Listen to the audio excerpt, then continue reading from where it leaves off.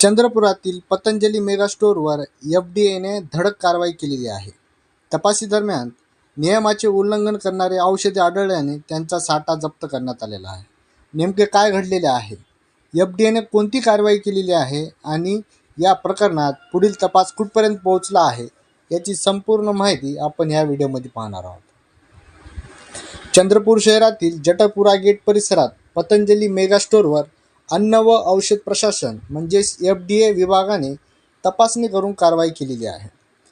तपासणी दरम्यान काही औषधाच्या लेबलवर विविध आजारावर निश्चित उपचार होण्याचे दावे आढळल्याने संबंधित औषधांचा साठा जप्त करण्यात आलेला आहे. एफ.डी.एच्या अधिकाऱ्यांनी औषधाच्या जाहिराती व लेबलिंगच्या बाबतचा नियम उल्लंघन झाल्याचा ठपका ठेवलेला आहे.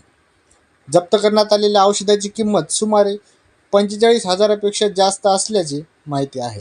या प्रकरणात पुढील कायदेशीर प्रक्रिया सुरू करण्यात आलेली आहे.